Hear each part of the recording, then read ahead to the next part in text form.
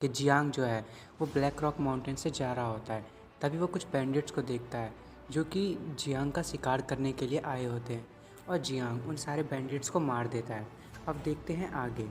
Jiang flare को आसमान में छोड़ता है जिससे कि बाकी के बैंडिट्स को पता चल जाता है कि जियांग वहाँ पे है। और तभी एक बैंडिट कहता है कि लगता है कि कुछ लोगों ने जियांग को ढूंढ लिया है और वो सभी उसकी तरफ दौड़ते हुए कहते हैं कि जियांग हांग तुम्हारी मौत आ रही है। और वो कह रहे होते हैं कि वो जो बेवकूफ़ लोग हैं वो एक 9th रैंक के एक फ़ाइटर को नहीं संभाल पाए, कितने कमज़ोर लोग हैं। तभी जियान अचानक से उनके पीछे आता है और उनको बीच से काट देता है। तभी जियान कहता है 2। उसके बाद हमें पता चलता है कि वो जो रात थी वो बहुत ही ख़तरनाक रात है। उस दिन जो शिकारी था वही शिकार बन गया था और ब्लैक रॉक माउंटेन जो है वो पूरे ब्लड से नहा गया था। उसके बाद हमें दिखाया जाता है कि जो जियांग है वो उन लोगों के खून से लिख रहा होता है कि उसने कितने लोगों को मार दिया है और लिखते लिखते वो कहता है 90। तब हमें पता चलता है कि उसने 100 में से 90 लोगों को मार दिया है। जियान एक पेड़ के ऊपर खड़ा होता है और कहता है कि बस 10 लोग और बचे हैं, पता नहीं वो लोग कहाँ छुपे हुए हैं। और वो पेड़ से नीचे उतर जाता है।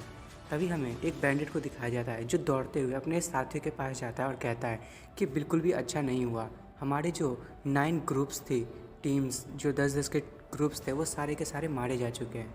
और वो लोग ये सुन के शॉक हो जाते हैं। तभी उनमें से एक बैंडिट कहता है कि तुम लोगों को डरने की ज़रूरत नहीं है, हमारे पास हमारी टीम में सबसे बेस्ट किलर्स हैं, हम उन बाकी के 9 टीम से ज़्यादा ताकतवर हैं।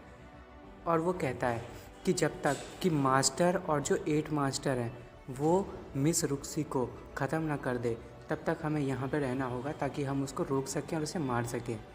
फिर जो वो बैंडेड भागता हुआ आया था वो कहता है क्या वो मिस रुक्सी को मार देंगे, तुम्हें नहीं लगता कि हमें उन्हें पकड़ लेना चाहिए और उनके साथ कुछ एंजॉय करना चाहिए। तभी जियांग जो है वो अपने तलवार से उसके आर पार कर देता है और कहता है तुम लोग मेरी बीवी को मारोगे, तुम्हारी दिक्कत क्या है।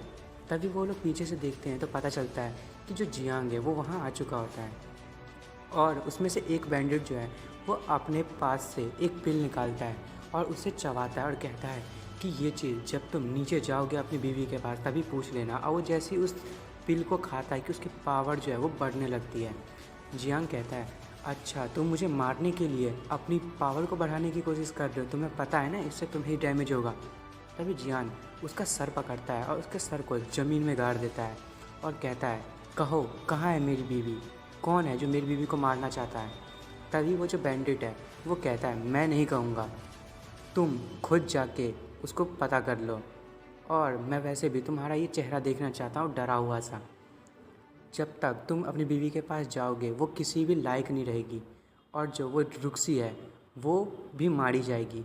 जैसे ही हमने उसे कहा कि जो जियांग है उस पर लोगों ने हमला किया है कि वो अपने 10 लोगों के साथ यहाँ पे चली आई, कितनी बेवकूफ़ है, कुछ देर के बाद वो जो ब्यूटी है वो एकदम वेस्ट हो जाएगी तुम्हारे लिए।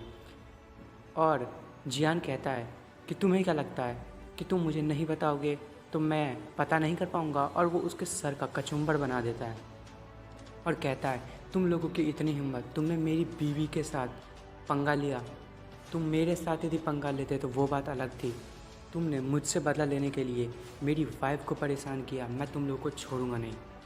तभी हमें कुछ लोगों को दिखाया जाता है और ये लोग तो मिस रुक्सी के साथ ही होते हैं और ये सारे मर चुके हैं और हमें मिस रुक्सी को दिखाया जाता है, वो भी बहुत ज़्यादा इंजर्ड होती है। तभी कोई आदमी कहता है कि मिस रुक्सी इतनी ज़्यादा रेजिस्टेंस करने की ज़रूरत नहीं है, मैंने तो सीधे कहा था आपको कि हमारे साथ यान हाउस पे चलो, पर आप तो आए ही नहीं। तभी मिस रुक्सी कहती है तुमने कहा था कि जियांग खान जो है वो भी वहाँ पे है, पर तुम अपने बैंडिट्स के साथ तुमने हम पे हमला कर दिया। तब उस बुढ़े को दिखाया जाता है हमें जो कि जांगडोंग 4th ग्रेड पे होता है।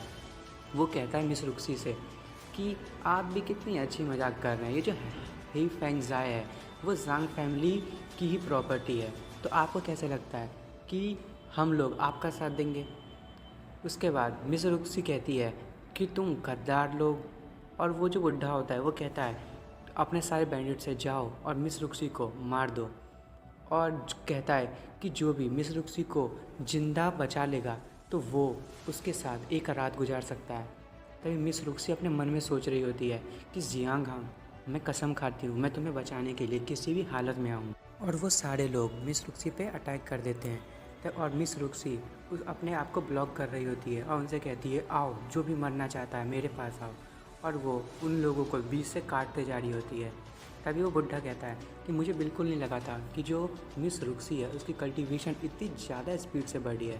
तुम तो एक 5th ग्रेड टोंग माई पे पहुँच चुकी हो। तुम तो एक सच में एक ट्रेज़र हो। उस जियांग ने हम लोगों से एक बहुत ही अच्छा ट्रेज़र छीन लिया है। उस 9th रैंक के की कैडर वाले बच्चे में ऐसा क्या है जो तुमने उसे अपना पति बना लिया। मिस रुक्सी कहती है, वो मेरा हस्बैंड है, तुम्हें उससे क्या लेना देना। तभी जो वो बुड्ढा है वो कहता है कि मैं नहीं जानता कि जियांग के पास ऐसी कौन सी ब्लेसिंग है जो उसने स्नो सिटी की सबसे नंबर 1 ब्यूटी को अपने काबू में कर लिया है। तभी वो कहता है कि आप चिंता मत कीजिए, मेरे पास 300 बैंडेड्स हैं। ये आप पे डिपेंड करता है कि आप कितनी देर तक अपने आप को बचा पाएंगी। तभी मिस रुक्सी को दिखाया जाता है, वो जो है बहुत ही ज़्यादा कमज़ोर हो गई होती है। उनमें से एक बैंडिट कहता है कि ये बहुत ज़्यादा कमज़ोर हो गई है, जल्दी से इस पे हमला करते हैं और इसे और कमज़ोर करते हैं। वो बैंडिट जो है उसकी तरफ आगे बढ़ते हुआ कहता है अपने बाकी के साथियों से कि ब्रदर्स जल्दी से मेरे साथ आओ, पर कोशिश करना कि इसकी जो सुंदर बॉडी है उस पर कोई भी इंजरी ना हो, क्योंकि हमें इसके साथ बहुत ज़्यादा इन्जॉयमेंट करना है। तभी वो जो बैंडिट है वो मिस रुक्सी पे अपने मतलब ये रॉड टाइप का होता है उससे हमला करता है। मिस रुक्सी उसे अपने स्वॉर्ड से ब्लॉक करने की कोशिश कर रही होती है, पर उसे बहुत ज़्यादा दिक्कत हो रहा होता है। तभी वो बैंडिट कहता है कि मिस रुक्सी, जियांग हांग जो है वो मेरे भाई के जरिए पहले से ही मारा जा चुका है, क्यों ना तुम मेरे साथ चलो, मैं तुम्हें बहुत ज़्यादा फ़न प्रोवाइड करूँगा। तभी मिस रुक्सी ये सुन के शौक हो जाती है, कहती है क्या जियान मारा गया। और वो उसकी रॉड को अपने स्वॉर्ड से धक्का देते हुए और साथ में उसमें अटैक करते हुए कहती है कि मैं चाहती हूँ कि तुम उसे कम से कम दफना दो। तभी वो बैंडिट कहता है, मुझे तो समझ नहीं आ रहा उस जियान हान में ऐसा है क्या। छोड़ो, चलो छोड़ो भी, तुम बस हमारी बात मान लो और हम तुम्हें तुम्हारे जियांग से मिलने देंगे और उसके बाद तुम हमारे जो लॉर्ड हो उनकी एक पैराडाइज बनोगी और तुम उनकी रखैल बनोगी। तभी जो पीछे में वो बुढ़ा खड़ा होता है वो कहता है, मुझे नहीं लगता कि यंग सिटी लॉर्ड अब इसे एक्सेप्ट करेंगे। वो बुढ़ा कहता है कि हमें सिटी लॉर्ड की सील चाहिए, यदि तुमने मुझे वो दे दिया तो तुम अपने पति को जाके नीचे में बरी कर सकते हो, यानी कि दफना सकते हो, पर उससे पहले तुम्हें वो सील हमें देना पड़ेगा और यहाँ पे जो बहुत सारे बैंडिट्स हैं उनका भी मनोरंजन करना पड़ेगा। तभी एक आवाज़ सभी लोगों को सुनाई देती है और वो आवाज़ कहती है कि इस दुनिया में ऐसा कोई भी नहीं है जो मेरी वाइफ को छू भी सके। और सारे लोग इधर उधर देखने लगते हैं और कहते हैं आखिर ये है कौन। तभी जियान उनके पीछे से आता है और कहता है, ओए तुम लोगों की इतनी हिम्मत, तुम लोग मेरी वाइफ पे अटैक कर रहे हो। तभी ये देख के जो मिस रुक्सी वो बहुत ही ज़्यादा खुश हो जाती है और रोते हुए कहती है, तुम जिंदा हो। जियांग कहता है, हाँ मैं कैसे मर सकता हूँ, इस दुनिया में ऐसा कोई भी नहीं है जो जियांग हांग को मार सके, ऐसा कोई पैदा ही नहीं हुआ। और बाकी के बैंडिट सोच रहे होते हैं ऐसा हो कैसे सकता है, ये वहाँ से बच के भागा कैसे। और वो जो बुढ़ा है वो जियांग की आंखों में देखता है और वो बहुत ही खतरनाक आंखें लग रही होती हैं उसकी, और वो बुढ़ा ये देख के कहता है कितना खतरनाक लुक है इस बंदे का। तभी मिस रुक्सी कहती है, अब तुम जिंदा हो तो तुम्हें यहाँ से भाग के चले जाना चाहिए, नहीं तो तुम मारे जाओगे। तभी जियान कहता है, ये तुम कैसी बात कर रही हो, मेरी इतनी ब्यूटीफुल वाइफ यहाँ पे एनिमी से घिरी हुई है और मैं भाग जाऊँ। मिस रुक्सी ये सुन के थोड़ी सी शौक होती है, कहती है ये कभी भी नहीं सुधरेगा, ऐसी टेरिबल सिचुएशन में भी ये ऐसी मजाक कर रहा है। तभी वो बुढ़ा कहता है कि तुम बेकार के लोग, तुम यहाँ पे क्या कर रहे हो, तुम्हें यहाँ पे सिर्फ प्यार भरी बातें करने के लिए नहीं कहा गया है, जाओ और उसे मार दो। और उसमें से एक बैंडिट जियान की तरफ आगे बढ़ते हुए कहता है, बच्चे तुम वहाँ से कैसे भी भागे हो, पर आज मैं तुम्हारा सर काट के रहूँगा। और बाकी के बैंडिट्स कह रहे होते हैं कि जल्दी से इसे घेर लो। तभी हमें मिस रुक्सी को दिखाया जाता है, वो कहती है, जियांग यहाँ से भागो। तभी जियांग कहता है कि मेरी तरफ ध्यान से देखो, तुम्हें चिंता करने की ज़रूरत नहीं है। और वो अपनी तलवार को एक ही स्विंग लगाता है, जिससे कि जो भी उसके अगल बगल के बैंडिट्स होते हैं वो सारे के सारे कट जाते हैं और उनमें से एक बैंडिट अपने स्वॉर्ड से उस पर हमला कर देता है। और जियांग कहता है कि बस इतनी सी ताकत है। वो बैंडिट कहता है, तुमने पता नहीं उन 100 लोगों का क्या किया, पर तुम वहाँ से बच गए हो, पर तुम्हें क्या लगता है तुम मुझसे बच पाओगे। जियान कहता है कि तुम्हें क्या लगता है, मुझे लगता है कि तुम्हें कुछ समझ नहीं आ रहा है। जियांग कहता है, क्या तुम्हें अभी तक कुछ भी क्लियर नहीं हुआ। वो बैंडिट भी ये सुन के थोड़ा सा परेशान हो जाता है और वो बुड्ढा कहता है, ये तो टोंगमई रियल्म के सेकंड रैंक पे पहुंच चुका है, ये इतनी जल्दी अपना लेवल अप कैसे कर लिया एक ही रात में। और बाकी के बैंडिट ये देख के बहुत ही ज़्यादा परेशान हो रहे होते हैं और उनमें से एक बैंडिट कहता है, 9th मास्टर वहाँ से जल्दी हटे। और जैसे ही वो कहता है तब तक तो जियांग अपनी स्वॉर्ड से उसे एक अटैक करता है और उसके तो खून ही खून हो जाते हैं। और वो बैंडिट कहता है कि ये ऐसा कैसे हो सकता है। जियान कहता है, मैंने उन सारे के सारे 100 लोगों को मार दिया। और ये सुन के तो बैंडिट कहता है, नहीं ऐसा नहीं हो सकता। और बेचारा वो वहीं पे मर जाता है। और उसका जो साथी होता है वो बहुत ही ज़्यादा गुस्सा हो जाता है और जियांग से कहता है, मैं तुम्हें आज पक्का मार के रहूँगा। और वो जियांग पे अटैक कर रहा होता है और जियांग तो उस अटैक को ऐसे डॉज कर रहा होगा जैसे उसमें कोई बच्चा अटैक कर रहा हो। और वो कहता है कि ये ऐसा हो कैसे सकता है। और तब तक जियान जो है उसको बीच से ही काट देता है और कहता है, तुम एक बेवकूफ़ हो, तुम्हारे अटैक मेरे सामने कुछ भी नहीं है। और वो बुड्ढा ये देख के सोच रहा होता है कि इसकी ग्रोथ रेट इतनी ज़्यादा है, ये इतनी जल्दी अपने लेवल को अप करे जा रहा है और इसने 1 महीने में इतना ज़्यादा लेवल अप कर लिया है, इसे हमें मारना ज़रूरी है, नहीं तो आगे चल के ये हमारी फैमिली के लिए बहुत ज़्यादा प्रॉब्लम खड़ी कर सकता है। तभी वो अपने बाकी के बैंडिट से कहता है, यहाँ आओ और जल्दी से इसे मार दो, जो भी इसे मार देगा वो मिस रुक्सी के साथ पहले सोएगा। और ये सुनते तो सारे के सारे बैंडिट्स के लाटा भगने लगते हैं और वो जियांग की तरफ हमला करने के लिए आगे बढ़ते हैं।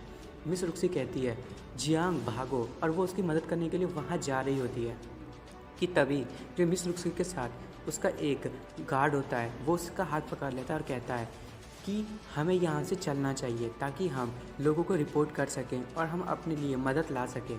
मिस रुक्सी कहती है कि यहाँ पे 300 बैंडिट्स हैं, मैं अपने पति को यहाँ पे छोड़ के कैसे जा सकती हूँ, तुम जाओ और लोगों को इन्फॉर्म करो, मैं तब तक यहाँ पे उसके साथ ही रहूँगी, मैं उसे छोड़ के यहाँ से कहीं नहीं जाऊँगी।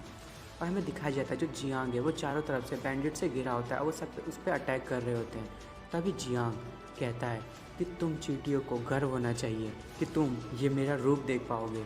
तभी जो जियांग है वो धीरे धीरे अपने ड्रैगन में ट्रांसफॉर्म होने लगता है और वो जो जगह है वहाँ से बहुत ज़्यादा एनर्जी सर्च होने लगती है, यानी कि एनर्जी निकलने लगती है।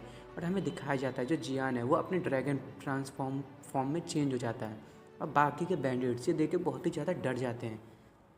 जियांग कहता है कि आज तुम सारे यहाँ पे बिना पेन के मरोगे।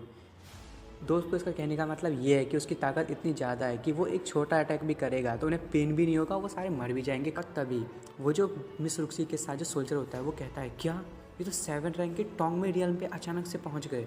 और वो बुड्ढा ये देख के कह रहा होता है, मैंने सुना था कि जियान फैमिली के पास ड्रैगन की ब्लड लाइन है, पर मुझे लगा था कि वहाँ पे सारे के सारे लोग ये बारे में भूल चुके हैं और कोई भी उसे अवेकन नहीं कर पाया है। पर मैंने कभी नहीं सोचा था कि कोई ना कोई इस चीज़ को अवेकन कर लेगा। अब हमें इसे पक्का मारने की ज़रूरत है, नहीं तो ये सच में हमारे लिए बहुत बड़ा खतरा बन सकता है। तभी जियान बाकी के बैंडिट से कहता है कि तैयार हो जाओ, और वो अपने मुंह से आग फेंकता है और सारे बैंडिट्स इधर उधर भागने लगते हैं।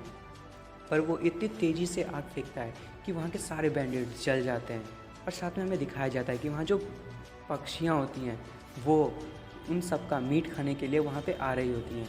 और हमें चारों तरफ दिखाया जाता है जो जियांग है उसने अपनी फ्लेम से सबको भून दिया होता है। तभी वो जो सोल्जर है वो जो मिस रुक्सी के साथ था वो बहुत ही ज़्यादा डर रहा होता है। जियांग कहता है कि रुक्सी कहाँ है, और वो अभी भी उससे डर ही रहा होता है, बता नहीं पा रहा होता। तभी हमें एक माउंटेन के क्लिफ पे दिखाया जाता है और वो वहाँ से आवाज़ आती है कि या तो तुम अपनी लाइफ दोगे या तुम्हें तुम्हारी बीवी की लाइफ देनी होगी, तुम ये खुद ही चुन लो। और हमें दिखाया जाता है उस बुड्ढे ने मिस रुक्सी को बंदी बना लिया होता है और जियांग ये देख के कहता है कि तुम्हारी इतनी हिम्मत। और दोस्तों हम आज इस एपिसोड को यहीं पे ख़त्म कर रहे हैं, और आपको मेरी वीडियो पसंद आई हो तो प्लीज़ मेरी वीडियो को लाइक एंड सब्सक्राइब कर दें। Thank you for watching friends.